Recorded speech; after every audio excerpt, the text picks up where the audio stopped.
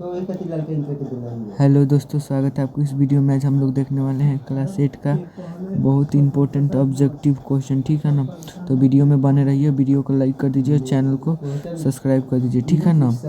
तो बहुत ही इंपॉर्टेंट है, यही सब पूछेगा और बहुत ही इंपॉर्टेंट प्रश्न है, ठीक है ना। आपको पूरा वीडियो को देखना है अंत तक, ठीक है ना। ये देखिए पहला प्रश्न, सबसे छोटी प्रकृत संख्या है, तो ध्यान रखना है सबसे छोटी प्रकृत संख्या हमारा ऑप्शन नंबर ए हो जाएगा, एक हो जाएगा, यानी हमारा ए ऑप्शन बिल्कुल क्लियर है, ठीक है ना। बढ़ते हैं अपने नेक्स्ट प्रश्न पर, ठीक है ना।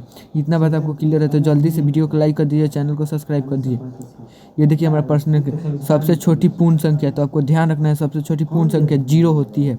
हमारा सी विकल्प बिल्कुल क्लियर हो जाएगा, ठीक है ना। सी विकल्प बिल्कुल क्लियर हो जाएगा, ठीक है ना। बहुत ही इंपॉर्टेंट प्रश्न है, ठीक है ना। आपको ध्यान रखना होगा, ठीक है ना। आपको ये ध्यान रखना होगा। ये देखिए प्रश्न संख्या हमारे 3 नंबर क्या कह रहा है, इनमें से कौन योज तत्समक है, यानी आपको ध्यान रखना 0 1 योज तत्समक है, 0 1 योज तत्समक है। आपको इतना बात आपको ध्यान रखना होगा, ठीक है ना। हमारा बी विकल्प बिल्कुल क्लियर हो जाएगा, ठीक है ना। कोई वीडियो में प्रॉब्लम आ रही हो तो मैनेज करिएगा, ठीक है ना।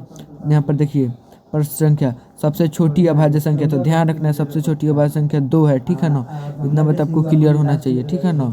हम बढ़ते हैं हम अपने नेक्स्ट क्वेश्चन। तो देखिए सबसे छोटी भाज्य संख्या, तो सबसे छोटी भाज्य संख्या 2 होती है, ठीक है ना। ये ऑप्शन हमारा क्लियर हो जाएगा, ठीक है ना। इतना बात आपको क्लियर होना चाहिए, ठीक है ना। तो देखिए 7 का ये क्या कर, 7 का तत्समक प्रतिलोम व्युत्क्रम होगा, तो 7 है ना, इसके आगे को माइनस लगा दीजिए, यानी ऑप्शन नंबर हमारा सी बिल्कुल क्लियर हो जाएगा, ठीक है ना। सी बिल्कुल क्लियर हो जाएगा, ठीक है ना। युग्म अभाज्य संख्या का है, तो युग्म अभाज्य संख्या का कौन सा हो जाएगा, 17 19, ठीक है ना। 17 19 हो जाएगा, ठीक है ना दोस्तों। इतना बात आपको क्लियर है तो जल्दी से वीडियो को लाइक कर दीजिए, चैनल को सब्सक्राइब कर दीजिए, ठीक है ना।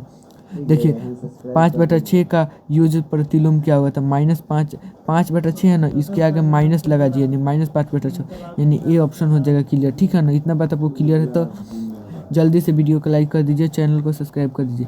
सबसे छोटी प्रकृत संख्या, तो ध्यान रखना है सबसे छोटी प्रकृत संख्या 1 होती है, बी विकल्प बिल्कुल क्लियर है, ठीक है ना। बी विकल्प बिल्कुल क्लियर है।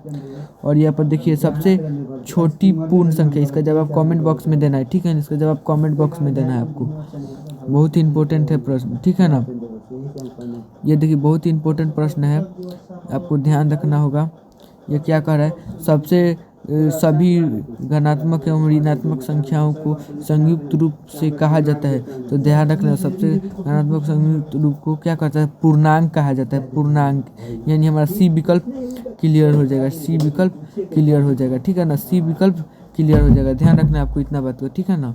बढ़ते हैं अपने 13वां नंबर प्रश्न पर, ठीक है ना। 13वां नंबर प्रश्न 14वां देख लेते हैं, ठीक है ना। पूर्णांक की संख्या के अंतर्गत स्रोत नहीं होते हैं, तो यहाँ पर कमेंट बॉक्स में देना है, यानी कौन सा हो जाएगा, आपको जवाब देना है। भाग होगा कि क्या होगा, आपका जवाब कमेंट बॉक्स में आना चाहिए, ठीक है ना, ठीक है ना। ये इसका जवाब कमेंट बॉक्स में देना। परिमेय संख्या की संक्रिया के अंतर्गत स्वतः नहीं होती है, तो आपको ध्यान रखना होगा भाग के अंदर नहीं होती है, बी ऑप्शन बिल्कुल क्लियर है, ठीक है ना। इतना बात आपको क्लियर होना चाहिए, ठीक है ना। ऐसी परिमेय चलिए दोस्तों आपको ध्यान रखना, ठीक है ना। ऐसी परिमेय संख्या जो स्वयं का व्युत्क्रम हो, यानी क्या हो जाएगा हमारा ऑप्शन नंबर, कौन सा हो जाएगा हमारा ऑप्शन नंबर बी हो जाएगा, ठीक है ना। क्योंकि 1 होता है इसका योग तत्समक -1 होता है, ठीक है ना। इतना बात आपको ध्यान रखना होगा, ठीक है ना। दो परिमेय संख्याओं के बीच कितनी परिमेय संख्या है, तो ध्यान रखना अपरिमेत होती है, ठीक है ना। अपरिमेत होनी चाहिए, ठीक है ना दोस्तों। ये देखिए 20 नंबर क्वेश्चन, 11/6 का प्रतिलोम होगा, तो 11/6 का इसका मतलब गुणात्मक प्रतिलोम होगा, तो कितना हो जाएगा दोस्तों, 11/6 का 6/11 कर दीजिए, -6/11, या ना ऑप्शन नंबर ए बिल्कुल क्लियर है, ठीक है ना। इतना बात आपको क्लियर है तो चलिए नेक्स्ट प्रश्न में बढ़ते हैं। तो ठीक है, यहाँ पर देखिए -5 गुने -1 का सही गुणनफल होगा, तो माइनस माइनस यहाँ से गुना होगा तो प्लस हो जाएगा, यानी प्लस का 5 आ जाएगा, यानी ऑप्शन नंबर बी बिल्कुल क्लियर है, ठीक है ना। बढ़ते हैं हम अपने नेक्स्ट क्वेश्चन पर। ये देखिए डैश का व्युत्क्रम का परिभाषित नहीं है, तो ठीक है 0 का नहीं होता है, ठीक है ना। आपको ध्यान रखना है, जीरो कभी भी धनात्मक नहीं होता है ना ऋणात्मक होता है, ठीक है ना। जीरो एक पूर्णांक है पर ना ही धनात्मक होता है और ना ही ऋणात्मक होता है, ठीक है ना। इतना बात आपको ध्यान रखना होगा, ठीक है ना। -5 गुने जीरो का गुणनफल होगा, कभी भी 5 को जीरो को कभी भी किसी संख्या को जीरो से गुना करने पर जीरो ही आता है, यानी ए ऑप्शन क्लियर हो जाएगा, ठीक है ना। ए ऑप्शन क्लियर हो जाएगा, ठीक है ना। ए ऑप्शन हमारा क्लियर हो जाएगा, ठीक है ना दोस्तों। ए ऑप्शन हमारा क्लियर हो जाएगा, ठीक है ना। 30 देखेंगे, ठीक है ना, क्योंकि क्लास 8 में 30 देख लीजिएगा, बहुत ही इंपॉर्टेंट होने वाला है, ठीक है ना, क्योंकि बहुत महत्वपूर्ण प्रश्न आया है, ठीक है ना। पूरा आपको देख लेना है, ठीक है ना। 10/5 का सही मान होगा तो 10/5 का सही 10/-5 लिखेंगे, काटेंगे तो 1/-2 आ जाएगा, यानी हमारा कौन सा ऑप्शन, डी ऑप्शन क्लियर हो जाएगा, ठीक है ना। डी ऑप्शन क्लियर हो जाएगा। 29/29 का सही काटिए तो 1 आ जाएगा, सिंपल, यानी कौन हो जाएगा, -1 हो जाएगा। बी ऑप्शन क्लियर है, ठीक है ना। 29/-29 को रखेंगे तो काटिएगा तो 1 माइनस का आ जाएगा, ठीक है ना। ध्यान रखना है बात को, ठीक है ना।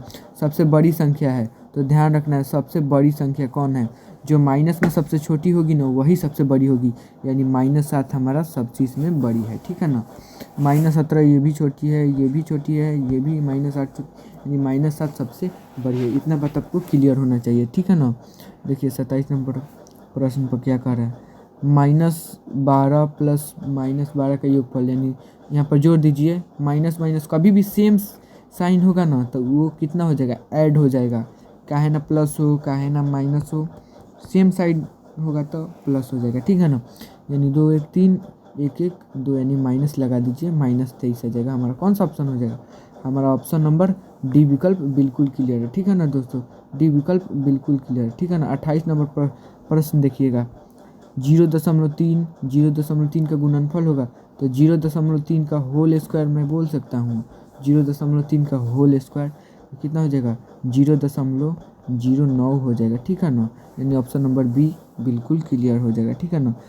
29 नंबर प्रश्न देखिए, परिमेय संख्याएं किस संक्रिया के अंतर्गत स्वतः होती है, तो ध्यान रखना होगा योग के अंदर, ठीक है ना। योग के अंदर ध्यान रखना है, ठीक है ना, योग के अंदर ध्यान रखना है और बताना है आपको इसका जवाब। कमेंट बॉक्स में इतना सब प्रश्न दिख रहा है आपको, अगर और भी वीडियो चाहिए तो बताइएगा कमेंट बॉक्स में। मिलते हैं अगले वीडियो।